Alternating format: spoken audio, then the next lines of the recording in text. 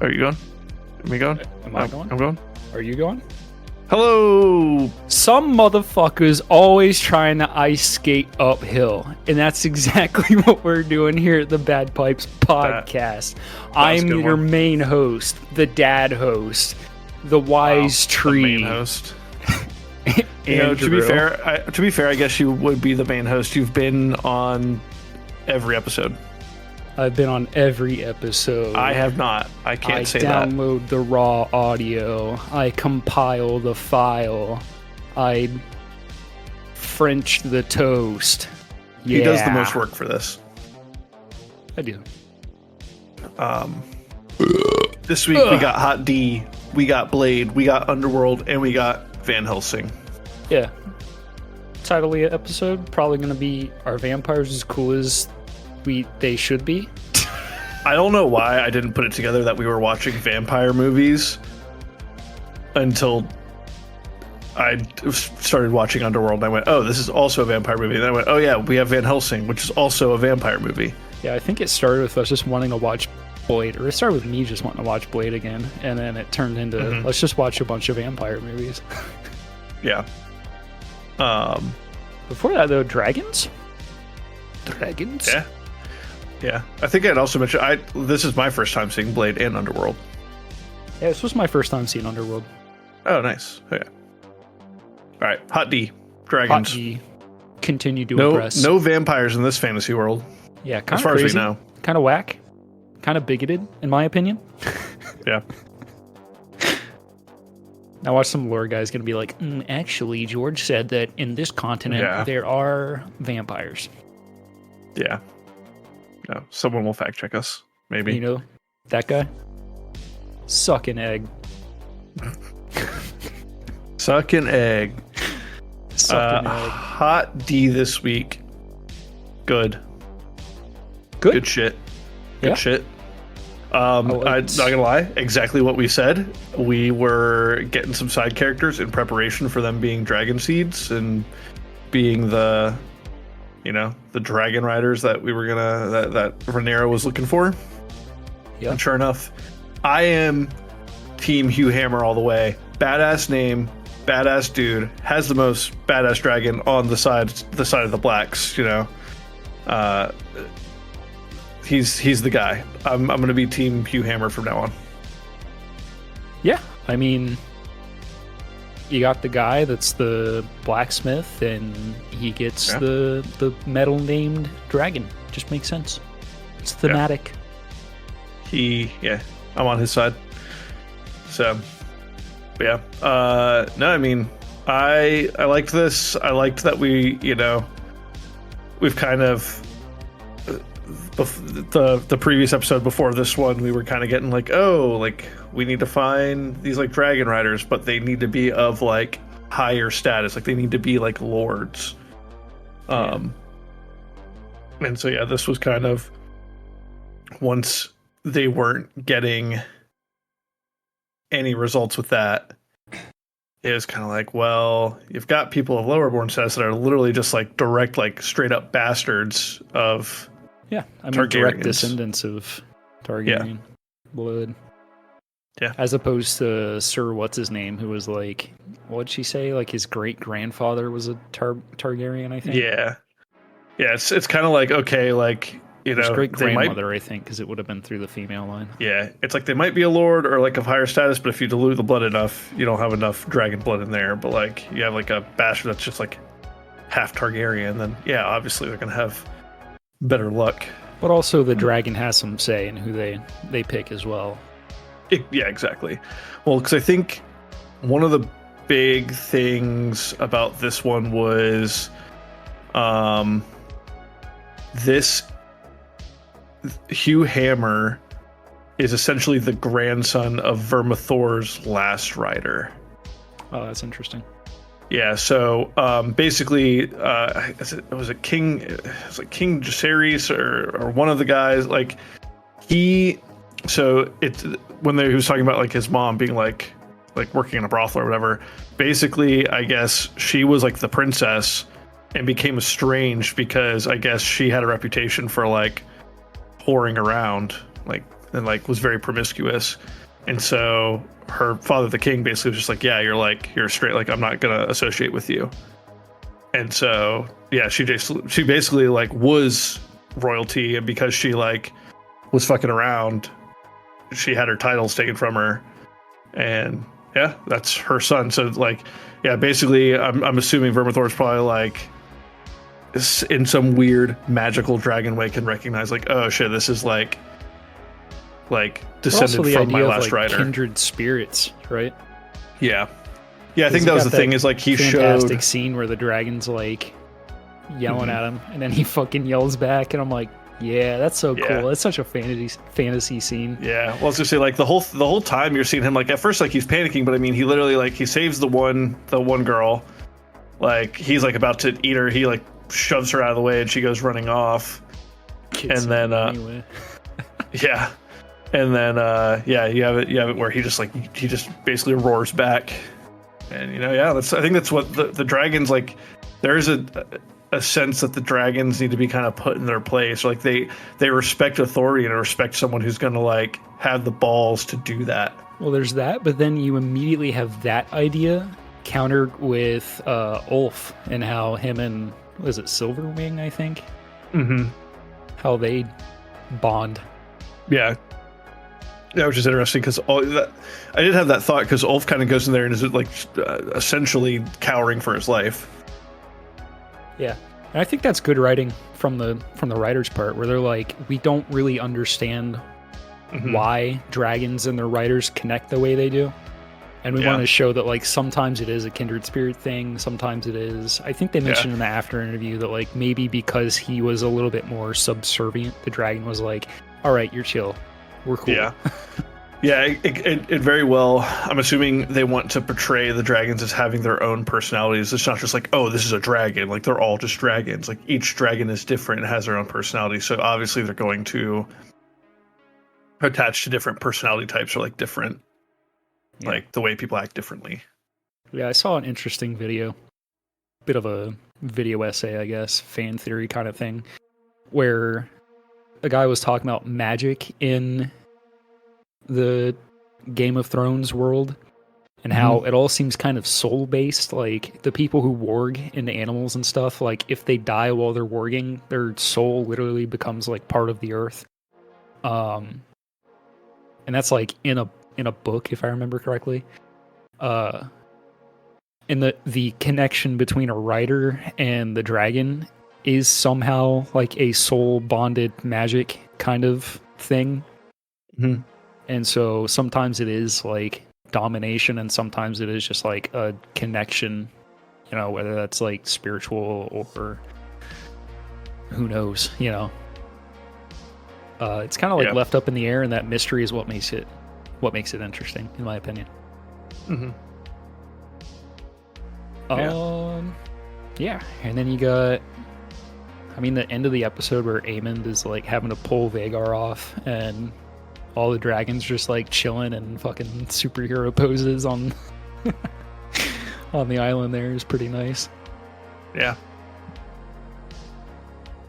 For what real. else happened this episode? I feel like that was most of it. That was the big stuff. Yeah, Daemon. Oh, we had Alicent just floating in the fucking lake.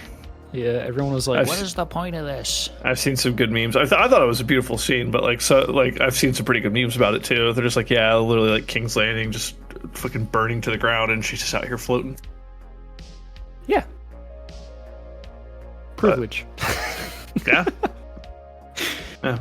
No, but they talk about that too in the after credit stuff, where they're like, "Yeah, she needed to like re-center herself," and I felt like all of it except for the part where they're like, oh, and she sees the hawk, and the hawk is like the symbol of her like grandfather's family or something like that, and she gets some piece of wisdom from that. I was like, oh, okay, there we go. That's the important thing from that scene. Yeah. But then you got Daemon with the Rivermen, and you finally got young Tully doing his stuff and essentially telling Daemon like he gotta execute Willem. Yeah, kid has some balls. Yeah. I wonder how all that plays out. So I was wondering the same thing. I thought Damon was about to fucking lob his head off. Well, I know there's a character that's supposed to come up at some point, and we haven't seen him yet, so it'll be interesting when he pops up, which I assume is, if not an introduction to him this next season, or this next episode, then probably early next season we'll meet him. But another Blackwood who's kind of hectic. Yeah. Overall, still really enjoying the show. Still think it's like very well written. Yeah. It's been really good so far. Yeah. All right. Vampires. Where are we starting? You want to start with Blade or you want to end with Blade? Let's end with Blade. Okay. It was our first time watching Underworld. We could start there. Yeah, I was going to say that or Van Helsing. So, Underworld. Okay. I had never seen this before. Very, I don't know, atmospheric, I guess. Mm-hmm. I don't even know where to start with this, just because, like, visually and, like, atmospherically very good, but the plot was just such a drag. And then, like, certain people, the one bad guy who it's, like, revealed he had, like, helped the werewolf guy hundreds of years ago, and now he's, like, being a little back and forth kind of guy. His character is so flat and just, like, uninteresting. Yeah. Yeah, I feel like I kind of struggled with the plot some, and just like some of the, I don't know, some of the action felt like a little drawn out in place of getting any real, like, meat to the plot. And kind of cheesy too. Yeah. Like, there's a couple of scenes where you can see the wires, and I wasn't trying to look for that kind of stuff, but, like, in the big, like, fight shootout at the end where they're all, like, just jumping around with guns, it just looks so ridiculous. And then you've got, like, the vampires dropping in. In one of those scenes, you can just, like, straight up see the wires on Kate Beckinsale, her character. Yeah. I will say Kate Beckinsale, very pretty. Oh, yeah. Yeah. Interesting character for the most part, I guess. Yeah. No, I mean, generally, I feel like most vampires follow this, like, plot line kind of like a search for something. Like, whether that be like a cure, the ability to walk in the sun. Like, in this case, like, they're searching for this, like, this dude who, like, I guess because of his lineage can be both a vampire and a werewolf. Yeah. Yeah, I just feel like, dude, whenever he does become that, it's like, I didn't enjoy this movie that much. I'm just gonna be straight up open here. And at the end, when he's just like, at first he's super fast. Yeah. But then they need him to fight the old vampire dude. So then he's, like, moving at a normal speed. Yeah. Well, that was my thing, is, like, he starts fighting him at first. He's, like, super fast. And then those, like, the three other, like, vampire dudes come in and they're shooting at him. And I'm just like, just go super quick and show up behind them and snap their necks or, like, kill them. And he just, like, can't. And then Kate Beckinsale comes in and, like, kills them all. And, like, saves him. Yeah. Yep. I will say the scene where she takes the old vampire dude's sword and, like, cuts his head off with that, like, big anime kind of move, you know, I was like, okay, that's kind of cool, I guess. Yeah. I'm not gonna lie, it was a little ridiculous though how long it took. because she didn't seem to move that fast. Like, she was pretty fast, but like she wasn't that fast. And it felt like they flipped back and forth between their faces like 5 times, and you just watch him. And like half his head falls off. Slowly realize, and yeah, it's just half his face. He's just faceless, half face. I almost feel like this would have been better as an anime. Yeah. I don't know if this was like a graphic novel or something to begin with, but yeah, I'm not certain. I wonder if any of the other ones are any better.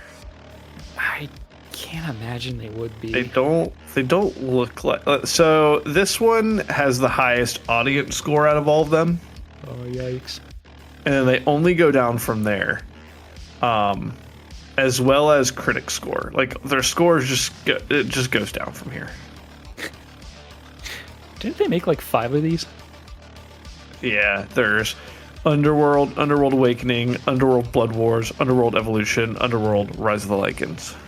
Good God. Yeah. The 2000s were such a different time. Yeah. For real. Because this came out in like what? This was 04? Yeah. Yeah. Yeah. So this came out in 04. Honestly. Or no, sorry, 03. It's 03. 03. Van Helsing's 04. That's right, because I knew Van Helsing came out the year after it. Underworld, I don't know. If you really like vampire movies, maybe it's worth a watch. Maybe it's like a 6.5, but it's hard to give more than like a 5 for this.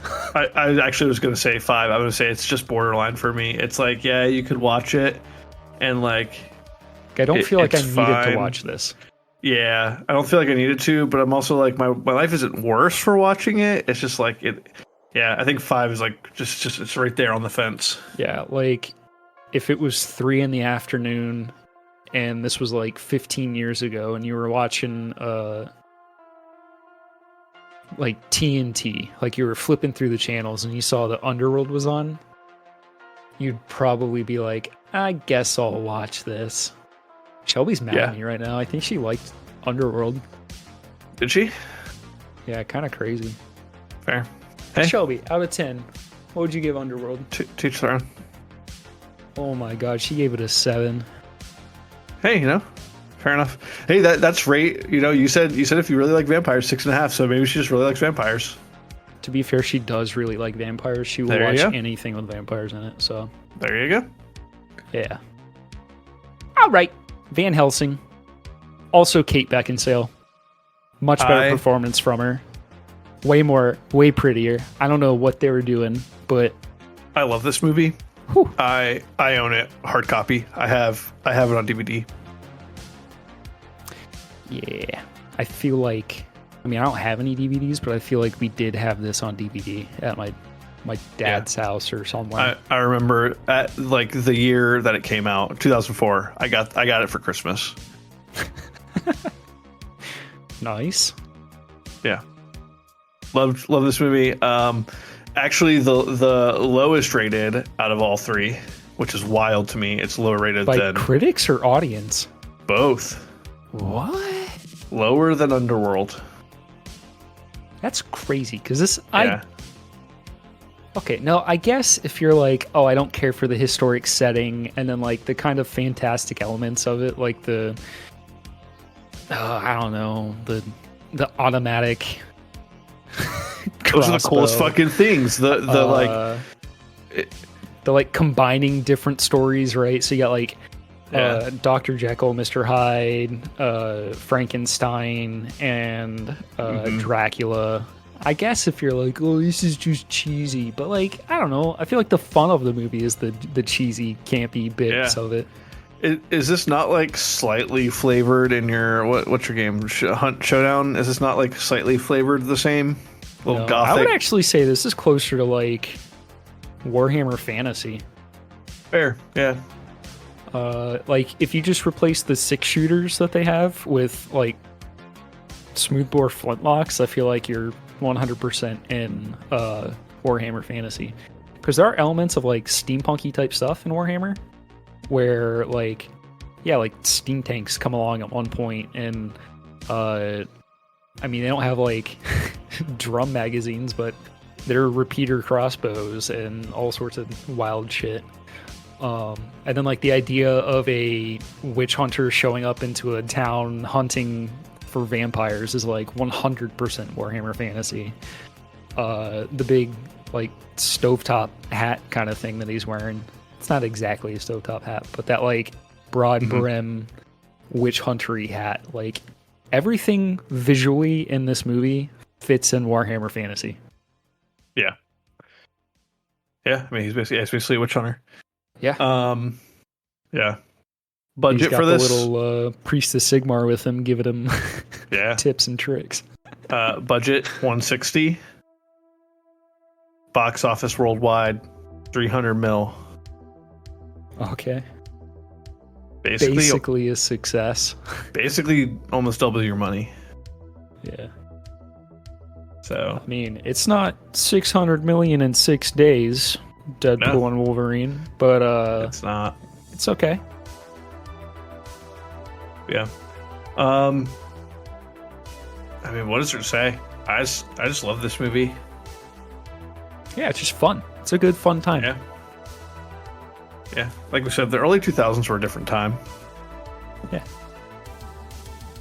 It does feel like the movies we've seen in the early 2000s and we've like talked about for the podcast, it seems like a lot of them are like, I had an interesting idea and I made a fun movie out of it. And that's what this felt like. Yeah.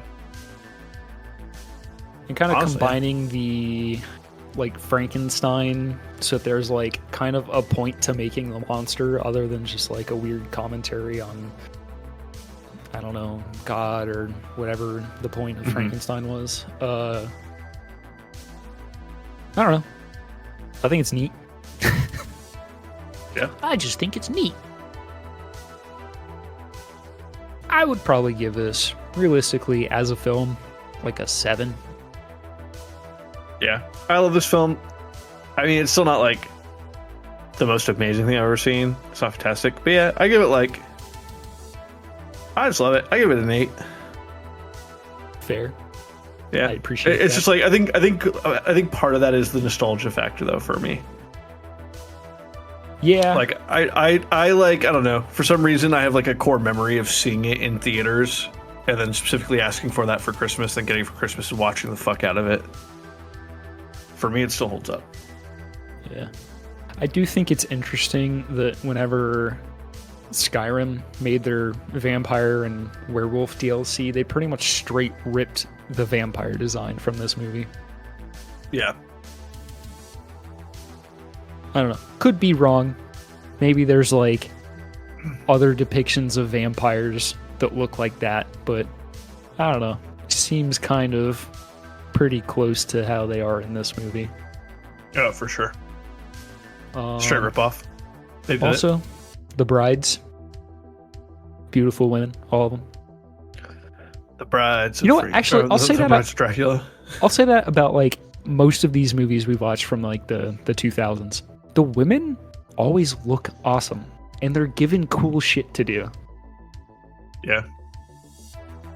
And none of them are like perfect. Like Kate Beckinsale's character is important to like the action and stuff that happens in both like Underworld and this and Van Helsing. Like one of the scenes I really like with her is whenever Van Helsing rescues her from the vampire ball masquerade thing. Mm-hmm. They like swing up onto the one balcony, and then he's like, "We gotta go," and she's like immediately pulling a flail off of like a suit of armor that's right there, and then he just like grabs her and drags her out the door. She's like so willing to fight, and I love that for a character. Yeah. All right. Good shit. Blade. This movie's just cool. Wesley Snipes. This was what, 98, I think? It was 1998. Yeah, 1998. Main character is black guy. The love interest is a black woman. The highest rated movie out of the 3 for us. Oh, which makes sense because it's the best. Still rotten according to critics. All three were rotten according to critics. Critics are dumb and they can't appreciate nice things. But a 78% from audience on Rotten Tomatoes. I mean, this movie's a classic. Yeah. This is like the first successful comic book movie. Yeah. This is this is my first time seeing it, but holds up. I mean, definitely not modern day Marvel. No, definitely not.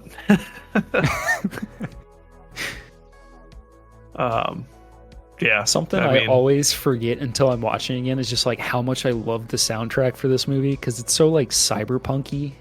Like, the aesthetics of this, like black leather everywhere, like underground rave, the 90s electronic EDM, like, man, that is the stuff, dude. Like that Prodigy type sound. Oh, I love that. I love that music.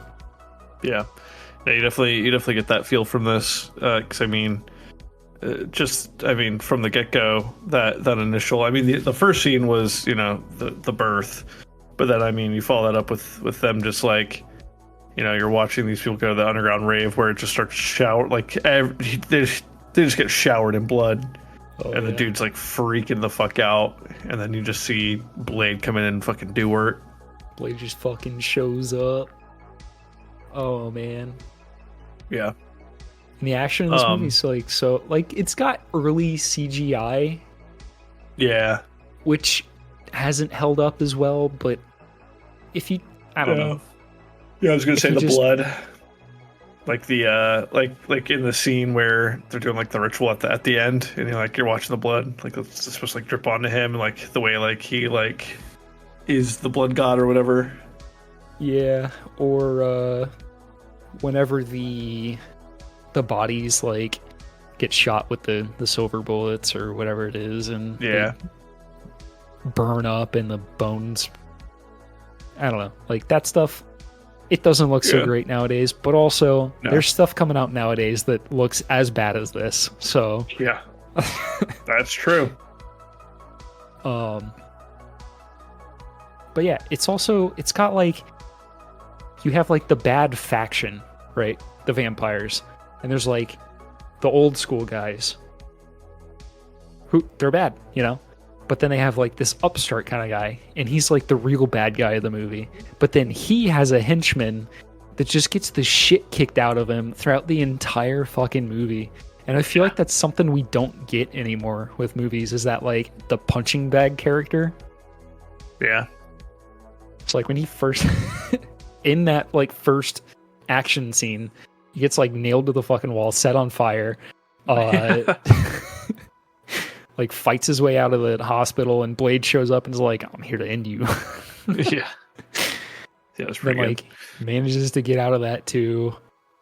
Gets his fucking face slammed against a moving train and stabbed with a silver sword, and he's like still gets out of it somehow. And it's like, Jesus Christ, this guy is like the luckiest unlucky motherfucker you've ever met in your life. Yeah. Yeah, we have who's the one dude? Whistler. Yeah. Chris Christopherson. Yep, Chris Christopherson. Great character. Played it well. Yeah.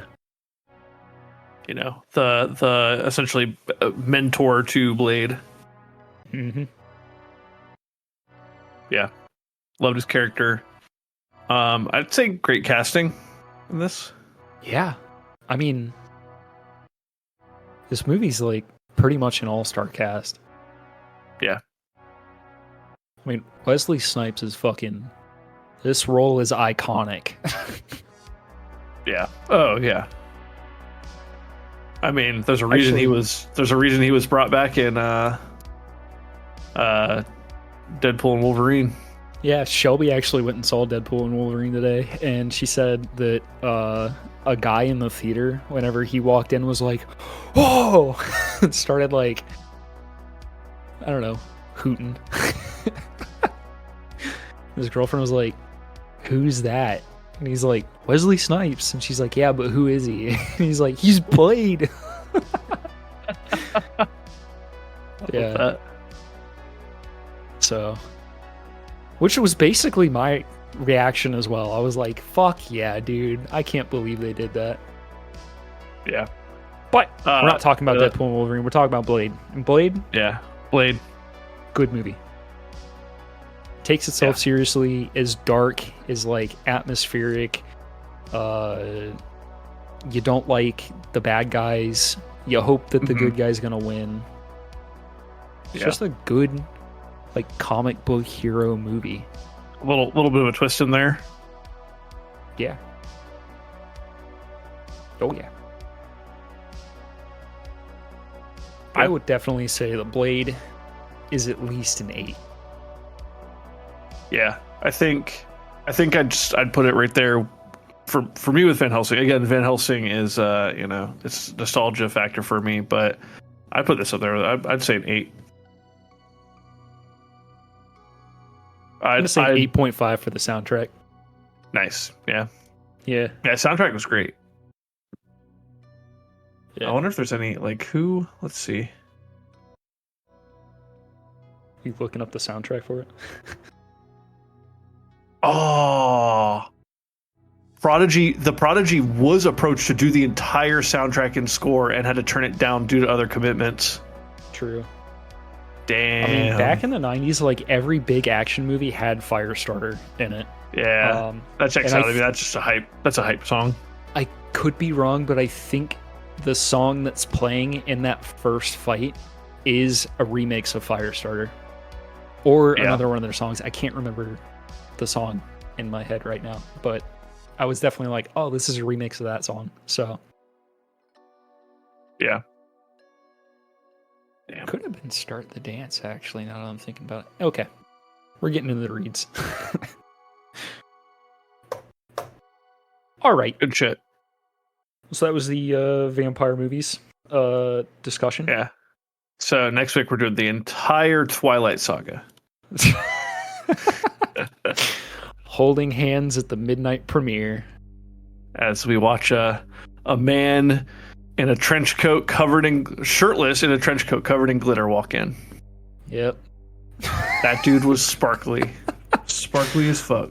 While we gay bait the entire row of people watching the movie behind us. Yeah, that's pretty good. Ancient lore. Ancient podcast lore. If you want to know the rest of that story, you'll have to sign up to the Patreon. Yeah. We can give you all the dirty details. I feel like the Patreon is just going to be us telling like old stories of us getting up to shenanigans. Yeah. It's going to be like that frat party where we said that we were state handball runner-ups. Oh man, that was good. We had entire personas. Oh man. All right. All right. X-Men the animated series. Yeah, so since I watched Deadpool and Wolverine, I decided, you know what? I'm going to go back and rewatch that animated X-Men show. And honestly, pretty much holds up. Oh, dude, I loved this show. I used to watch it at FX Kids. It was on like every Saturday. I used to watch the shit. And it's like there are aspects of it of like old school kids cartoon kind of stuff, but there's like plots that run throughout the show, you know. So like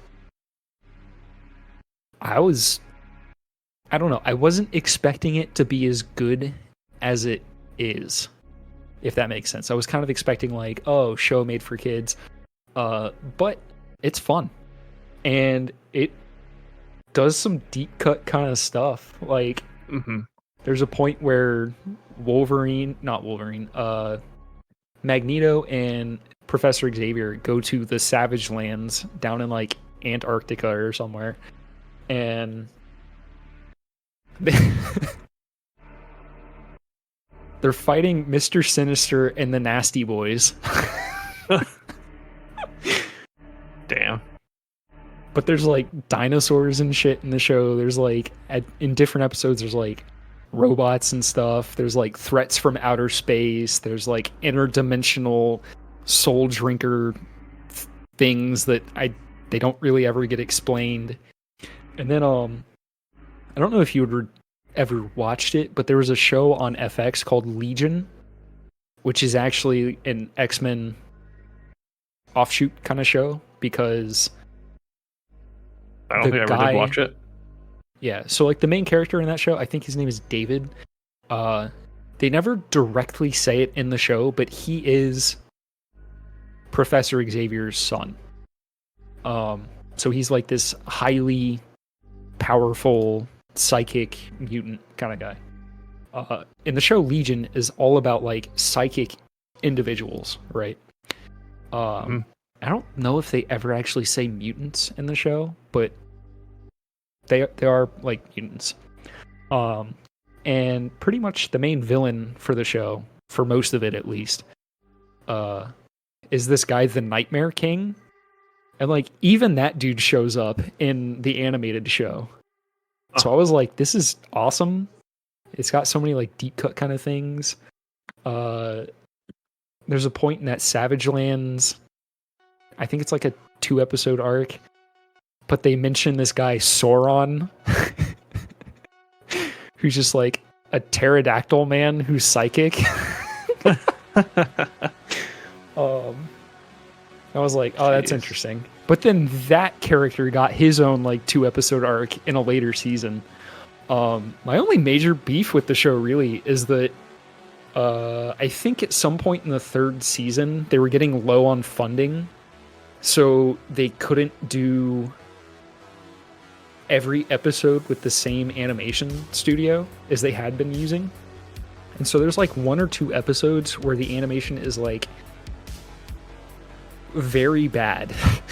Like I don't know if you've ever seen like the commercials or anything for those like really cheap like southeastern animation studio, like Southeast Asia, so like sometimes the Philippines, sometimes different places in like,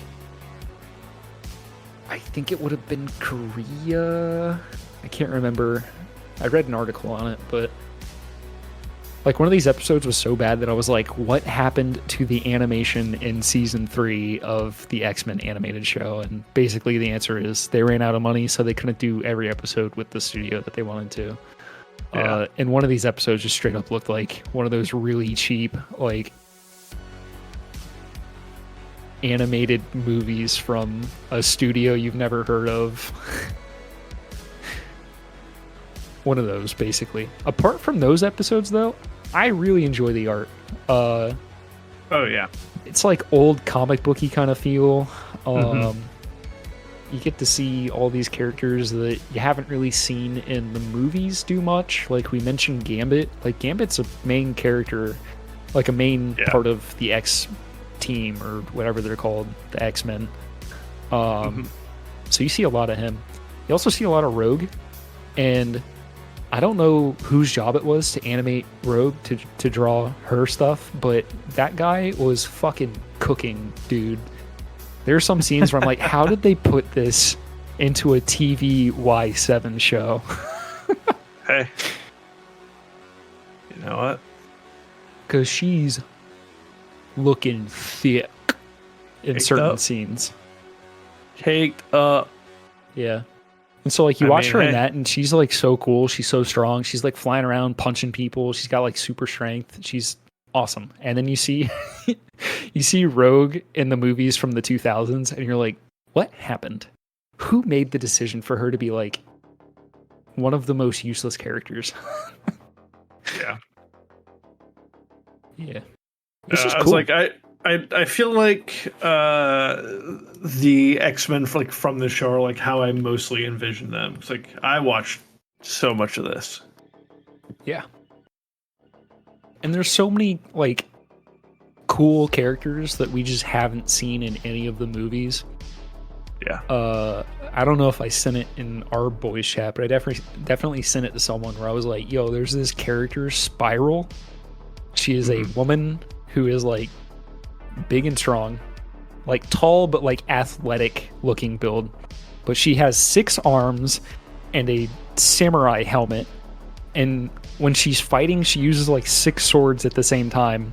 But then for some reason people call her sorceress, despite the fact that like she never does any magic. Yeah. Oh, that. It's just like, oh, the 6-armed warrior woman, sorceress. Yeah. I don't think so. But yeah, Sauron, Pterodactyl Man, Spiral, 6-armed woman. There's another guy whose name is just Strong Guy. Hey. Guess what his power is? He's really fucking. He's a fucking small. strong guy. He can get real small. No, that'd be like something from The Boys. This guy has power. He's strong. Strong guy. Yeah. I love that. Hey. Creative, man. It's also pretty cool because they do lots of little cameos that you wouldn't expect.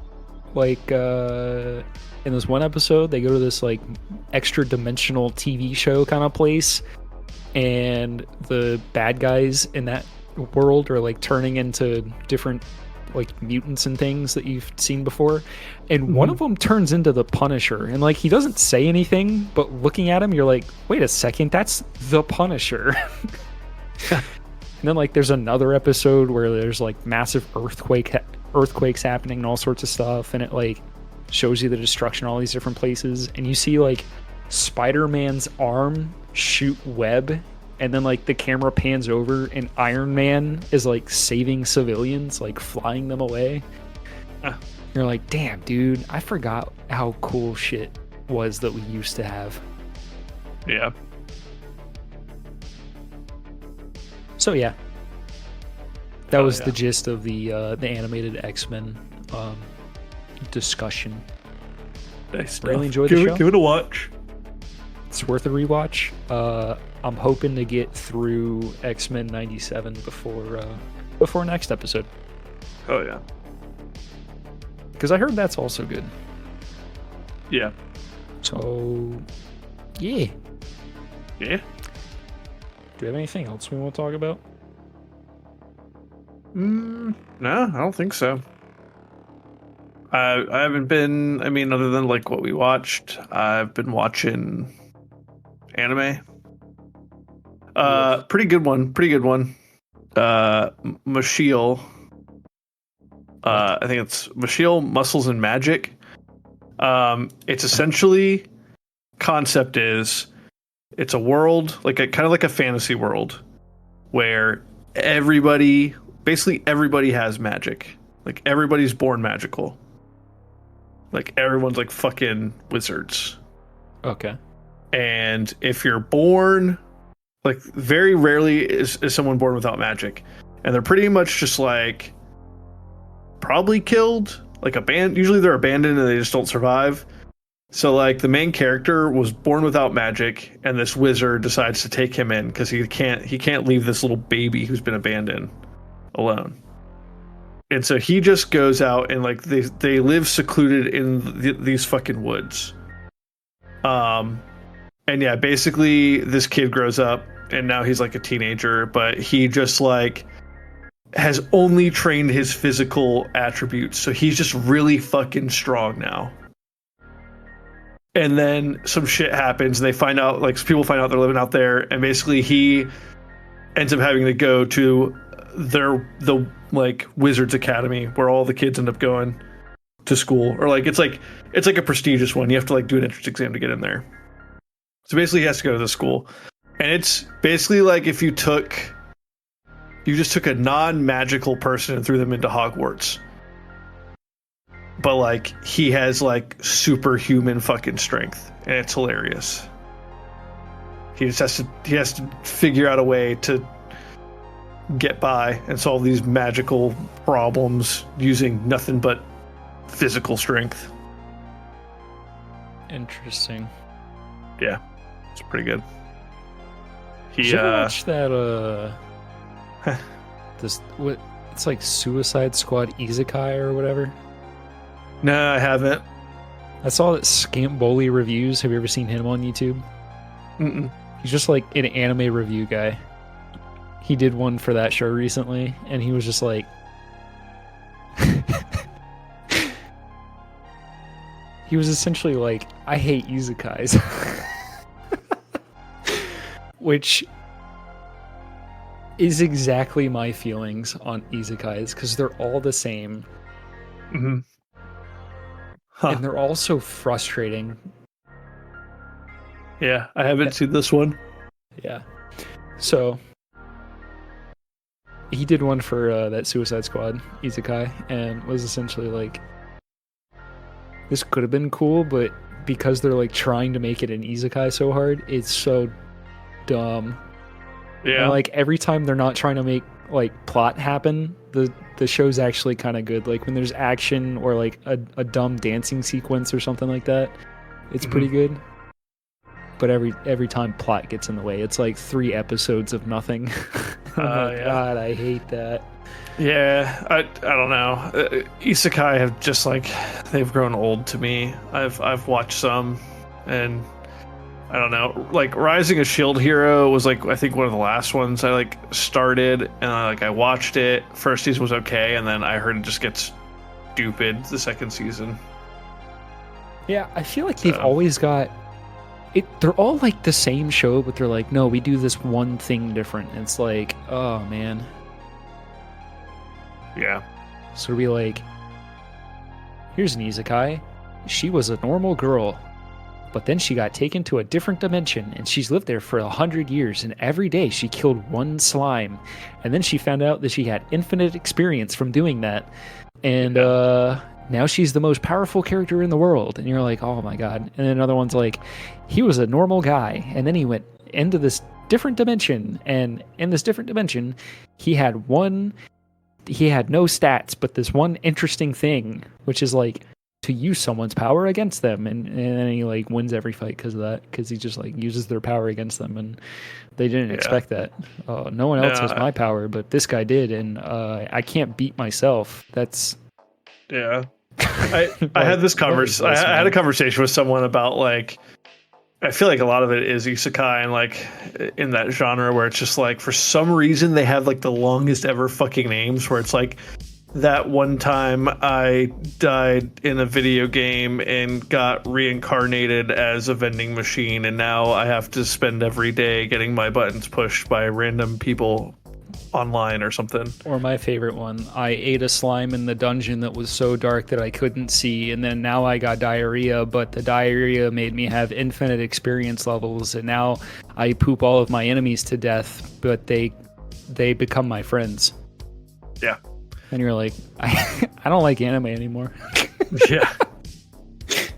No, they I don't get that trend, but I don't know. You know, that's what it is. Suicide Squad Isekai. You know, I will say this.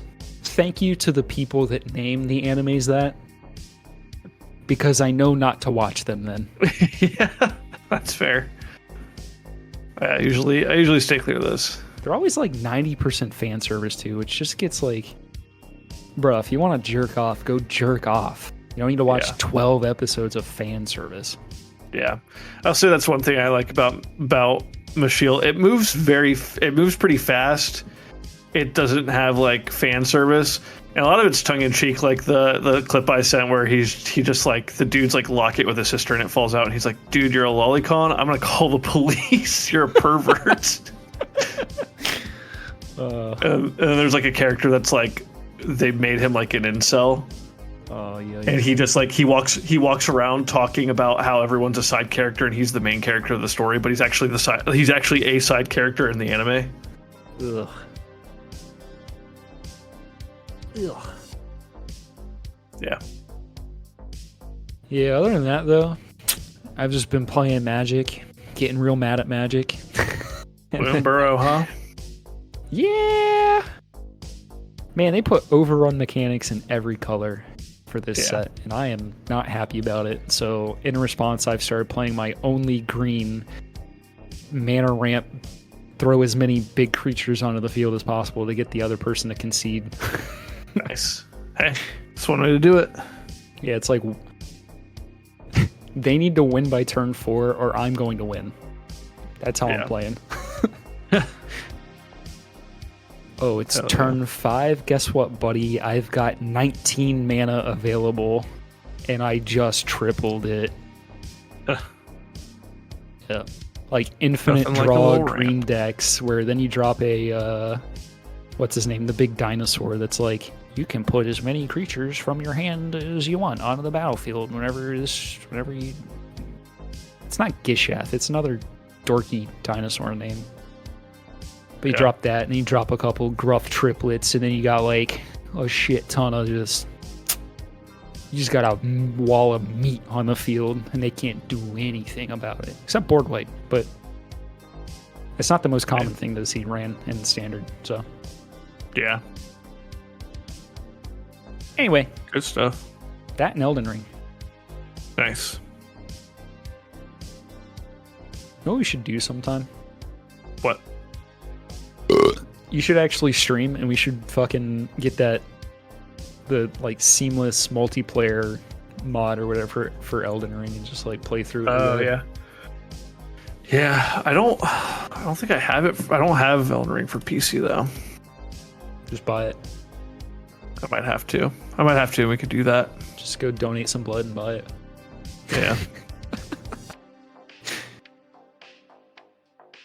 Yeah. Is it still a full price on Steam? I don't know. Just put it on a Steam wish list. It'll tell you when it's discounted. Yeah. $60. Yeah. All right. Keep an eye on it. I guess that's it for this week. If you enjoyed this episode, thanks for sticking all the way to the point where you've listened to me say that I'm thanking you for sticking to this point in the podcast. If for some unhinged reason you wanted to support the podcast, to support us having to rent Blade, because for some reason Blade's not streaming anywhere, even though it's a movie that's almost 30 years old now, you can do that at the Patreon, which is patreon.com/BadPipesPodcast. We got 2 tiers. First tier, Space Wizard, right? Yeah, Space Wizard. All right, you can for $1. Okay, all my little baby boys and girls out there, for $1 you can become a Space Wizard. Or for $10 you get a seat on the council. At some point, the seat on the council people will have access to the side episodes of the podcast where Scott and I just recount the times that we went and saw Twilight movies at midnight.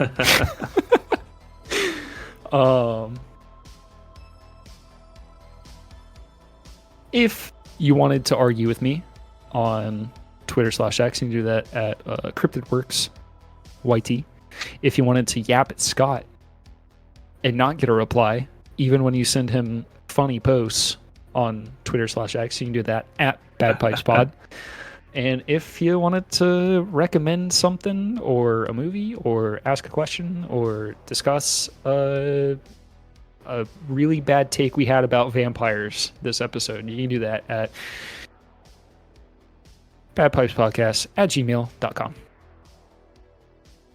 And as always, music by Carl Casey at White Bat Audio.